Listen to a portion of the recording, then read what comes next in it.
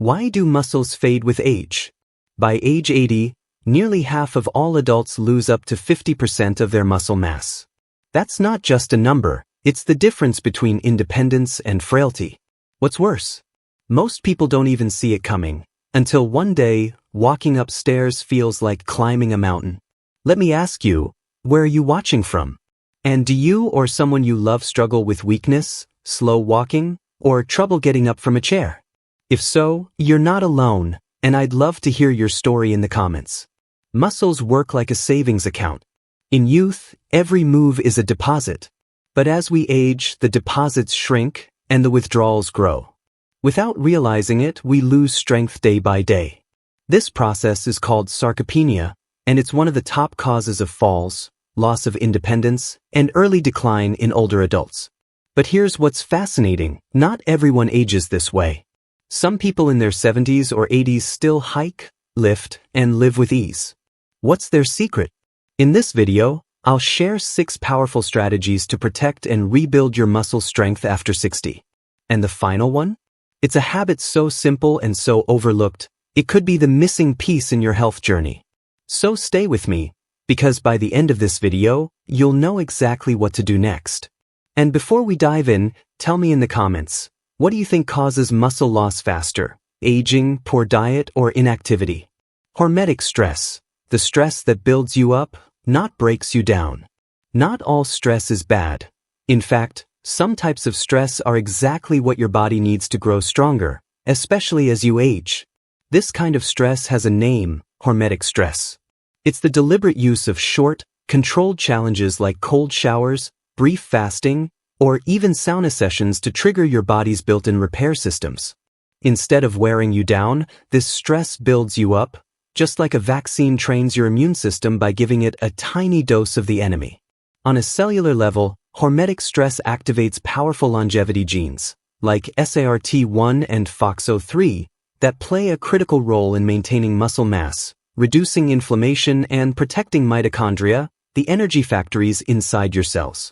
These genes also turn on mitophagy, a cleansing process that removes damaged components inside cells and makes way for new, more efficient ones. In simple terms, hormetic stress helps clean out the rust from your system and keeps your muscle engine running smoothly. I once worked with a 68-year-old retired mechanic who felt constantly tired and stiff.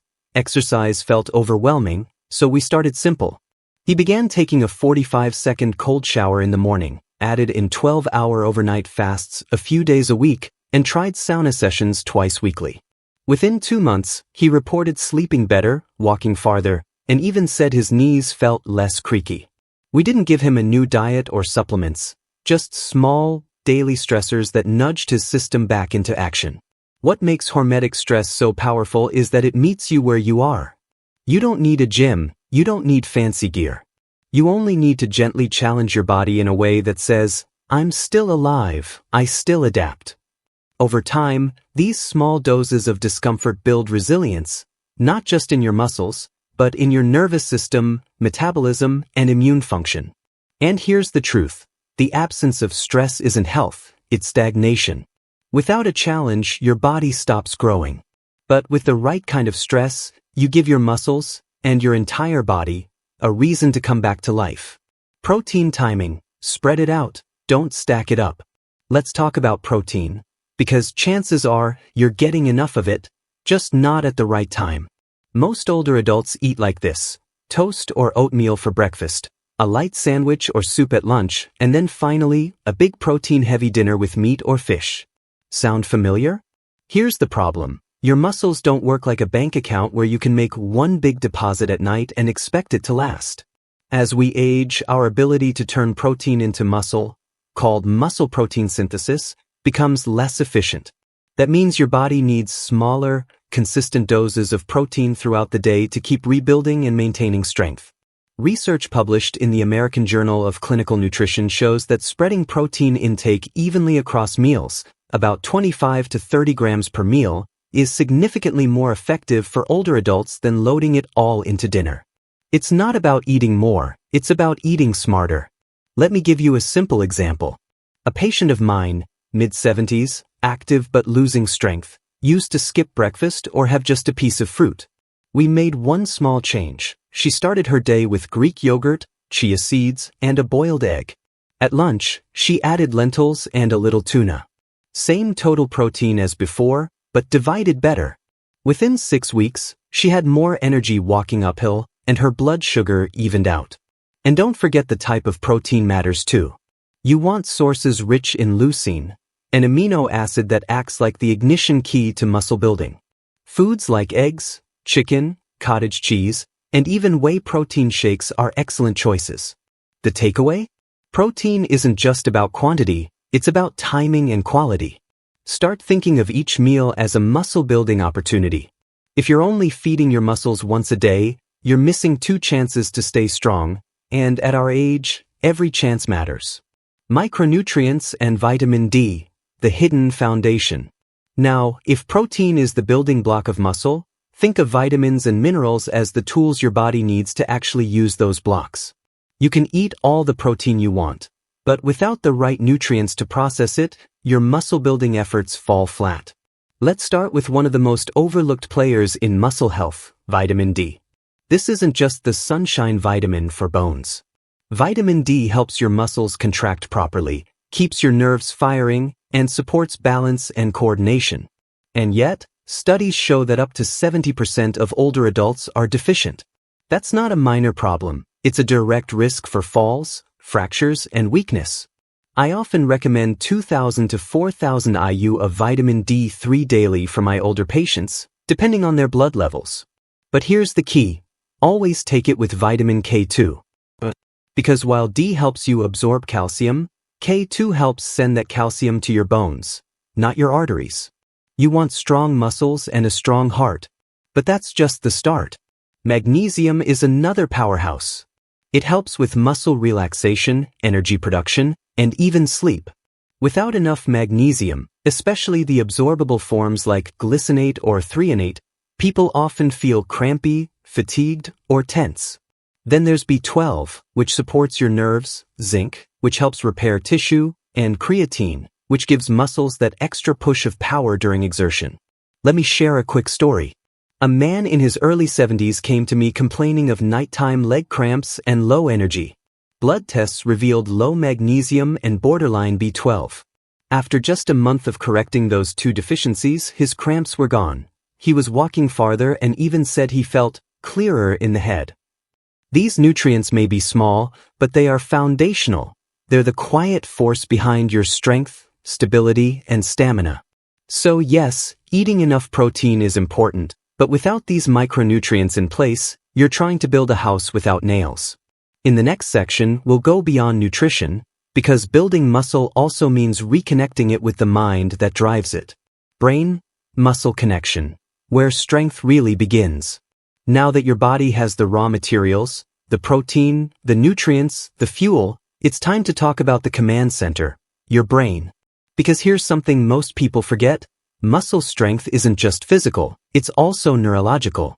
Your brain and muscles work as a team. When that connection weakens, even strong muscles can misfire.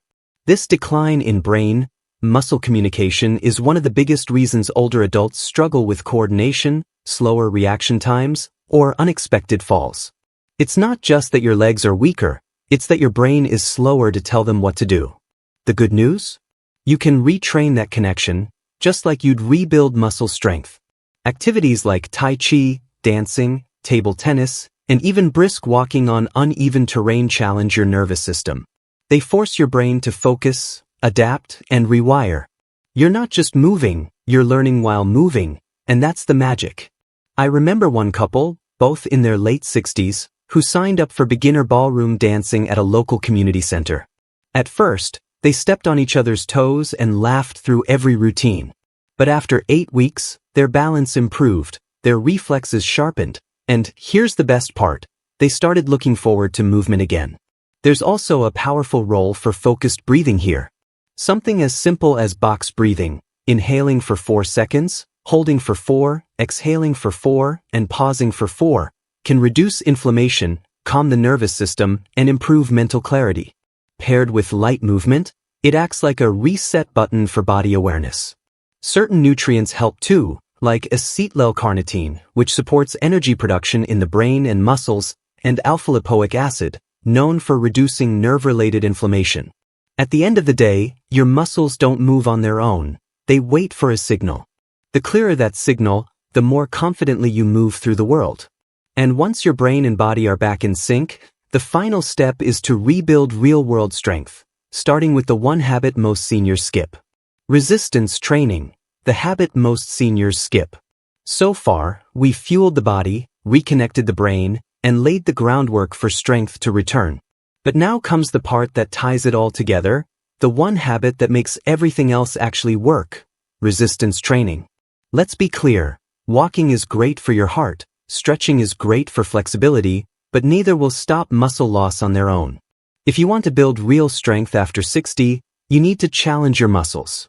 Not to the point of exhaustion, but enough that they have a reason to grow back stronger. That's where resistance training comes in. And no, you don't need a gym membership or heavy dumbbells. You can start right at home using your body weight, water bottles, or resistance bands. What matters most is a principle called progressive overload, slowly increasing the difficulty over time. It might look like doing squats to a chair for 1 week, then holding the squat a few seconds longer the next. That's how growth happens, one small push at a time. One of my patients, a retired woodworker in his early 80s, started out using soup cans for bicep curls. He could barely do 5 reps without trembling. But we kept it consistent, just 15 minutes, 3 times a week. 10 weeks later, he had upgraded to 5-pound weights, was climbing stairs without support, and even told me, smiling, "My wife can't believe I'm carrying the groceries again." This isn't magic, it's biology. Resistance training activates type 2 muscle fibers, which are the ones responsible for power, stability, and quick reactions. These are the fibers that prevent falls, keep you on your feet, and give you the confidence to move freely. Without resistance, these fibers shrink with age. With resistance, they thrive. And here's something most people don't know: eccentric movements, like slowly lowering yourself into a chair or taking the stairs down, stimulate muscle repair and boost hormones like IGF-1 that help regenerate tissue. It's not just about lifting, it's about controlling the movement. So if there's one habit to add to your life starting this week, it's this. Just 15 minutes of thoughtful resistance training, done consistently, can shift the course of your aging journey. Because when you train your muscles, you're not just getting stronger, you're reclaiming your independence, your energy, and your future. Conclusion: aging is inevitable, weakness is not. You've made it this far, and by now, one thing should be clear: muscle loss is not just a symptom of aging, it's a signal. A signal that your body has been underused, undernourished, and underestimated for far too long. But here's the good news: that decline is not your destiny. It's a choice. One that you can change, starting today. Let's quickly recap the 6 keys to rebuilding strength after 60. First, give your body the right kind of challenge, hormetic stress, to wake up your systems. Second, feed your muscles consistently with protein, spaced evenly across your day. Third, don't forget the micronutrients, vitamin D, magnesium, B12, and more. They're your hidden foundation. Fourth, reconnect your brain to your body with movement that requires coordination and intention. Fifth, breathe deeply, yes, literally, and let your nervous system reset. And finally, the most important habit most seniors skip: resistance training. A few minutes, a few times a week, and your strength begins to return. Not just physically, but mentally and emotionally, too. You don't have to overhaul your life. Just pick one thing from this video, one habit, and do it today. Start small. Be consistent. Because when it comes to healthy aging, small steps aren't just enough, they're everything. Now, I want to hear from you.